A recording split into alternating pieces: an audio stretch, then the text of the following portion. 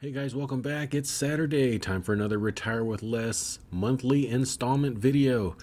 And I got a comment that said, "Isn't the point to retire with more?" I'm like, yeah, absolutely. I mean, if you can retire with more, that would be ideal. But I use this first 5 minutes of this video to kind of rant, right? And more of an encouragement for you guys. If you're young, you got time's on your side.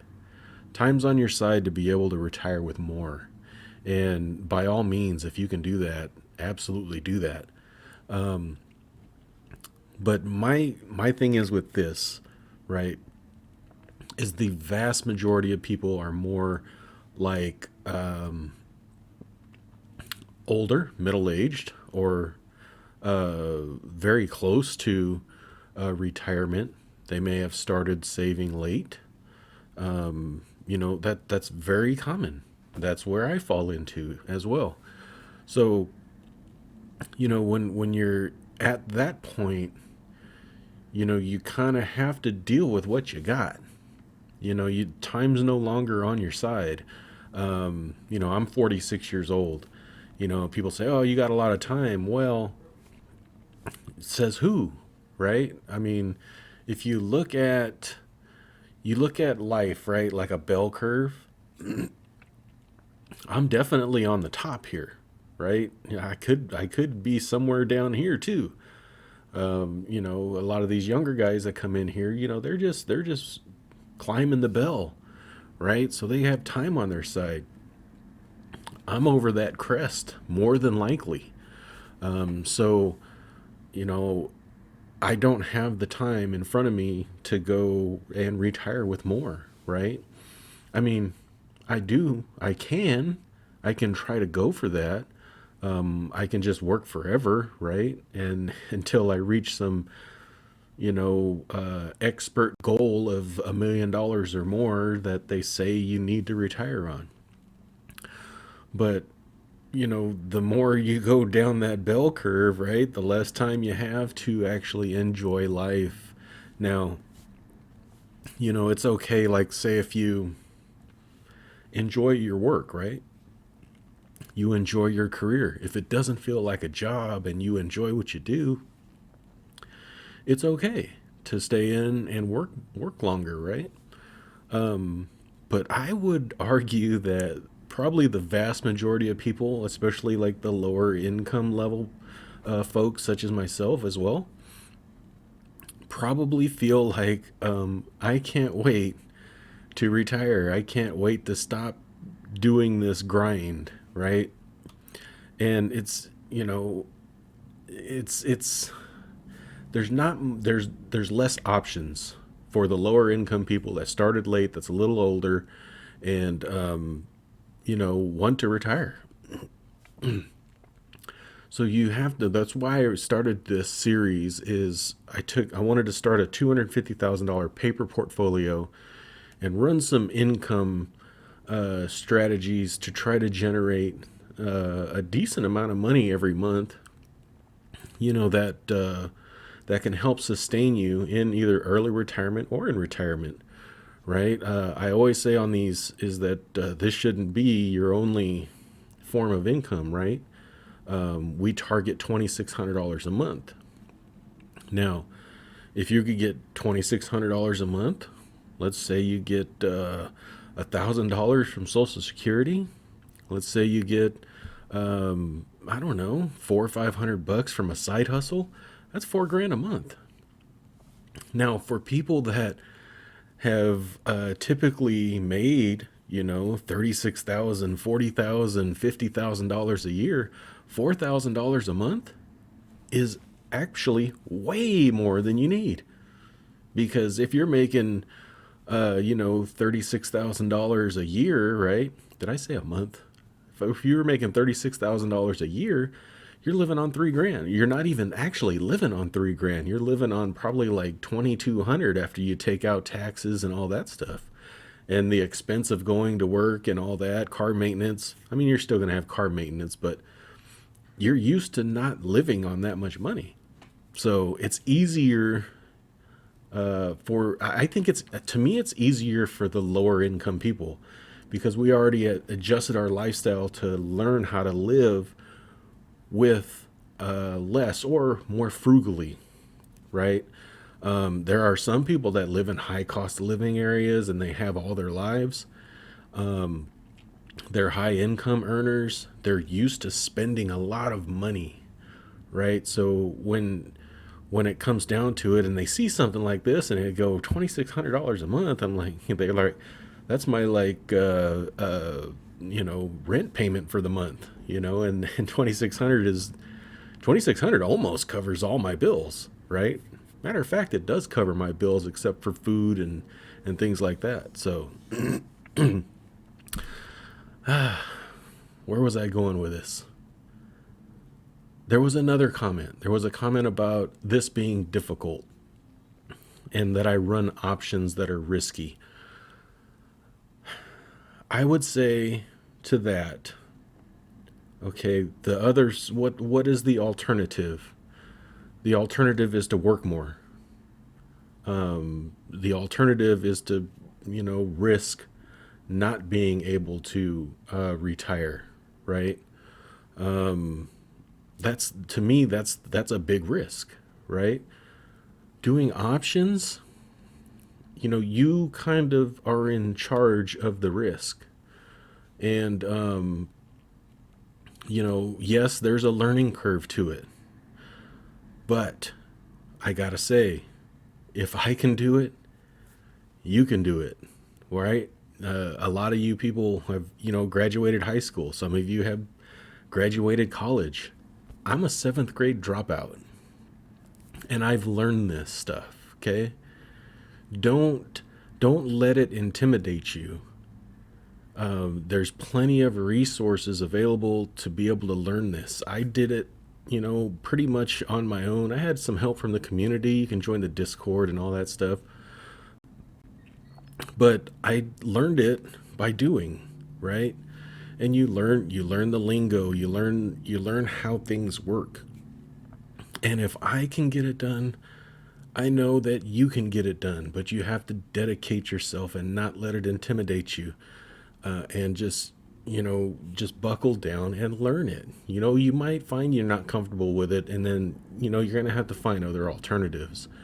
But if you find that you're comfortable with it and you learn it, this could be a game changer for a lot of people. And that's why I do these, and that's why I present the options, because, after a year of learning, I'm pretty comfortable with it, right? So you guys may have heard from my last video that this was going to be kind of controversial, and that's why I had that last little segment right there.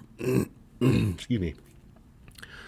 I made some moves in the paper portfolio, and it's reflective of what I'm doing. Okay, and what I mean by that is I run this portfolio pretty selfishly because I really want to do this for me, right? I want a scope of work over a number of years to see that this experiment pans out, right? And another reason why I run it is because I want to break it, right? I want to see that it not work, right? Because like I've mentioned in other videos, when they test products or cars for safety, right? They test it until the breaking point, and then you can figure out what went wrong and how to fix it. So that's what I'm doing here, and all the while it's still working. We're over a year into this thing and it's still working. Obviously, market has gone up. When you're doing cash secured puts, that's exactly what you want. So we'll just have to play it out over the years and see. Hopefully I get it to break. That's actually my goal. So let's get into it. Enough of me rambling on. I hope you guys enjoy my ramble, because I actually enjoy the ramble. I'm doing that GW Answers series questionnaire thingy. videos throughout the week. If you got questions, leave them down below. Maybe I'll make a video on it. So anyway, let's get into it. So this month, all of last month's contracts expired worthless. So we're started the month new. And what I did here is what you'll see is new is a ETF called TNA. And that's a, did I write it in here? Yes. It's a triple X leveraged Russell 2000, which is the small cap index fund. And I wrote 6 contracts on this thing, and I did a 70 strike price. Okay. And I was able to collect $115 per contract for a total amount of $690. Now, this has about a 90% probability of profit on this strike price. Okay, so that's TNA. And then on the QQQ, the Qs have ran up like crazy. I had to go a little bit more aggressive on here. So I got a 360 strike, which was that's pretty close. This had about a 75% probability of profit, or probability of it expiring worthless. We sold 4 of those contracts for $365 each, and we collected $1,460 off of that. And then RYLD, I've gotten some flack for this one, and I might take it out, and I might actually move it over to the QYLD side. We'll see. But RYLD, I personally probably will not use a heavy amount of income funds while I'm still alive. Okay. When I would get into income funds is if I were to pass away before my wife, because my wife hasn't learned options. Maybe in the next, she's been in she's been dealing with a lot the past few years, so she doesn't have time to do it. So I get that, and I get that for some of you guys too. That's why I'm saying take your time when learning options. It doesn't, there's no rush. So if I were to pass away before her, I got to work on something to where everything gets funneled into these income funds, and she'll able to collect a paycheck and probably work a part-time job and be just fine. So I kind of want to move RYLD out and just have maybe QQQ and another one, or maybe a couple of index funds that I'll work with. But for this month, RYLD paid out 24.7 cents, and that gave us an income of $494 for the month. So grand total, we have an income need of $2,600 per month, and we collected $2,644. Excuse me. So that leaves us with a $44 surplus, and we have sorry, that's not 236, that's wrong. We have $186,000 in cash reserved for these contracts. Okay, so when you look at it here, because all of everything last month, I did that wrong, but this number ends up being right. I just did this wrong, but cash wise, we ended up with liquid cash of $63,466, and we have $186,000 in in cash secured. I'm sorry. I'm like, I just ate dinner, so I'm like in food coma.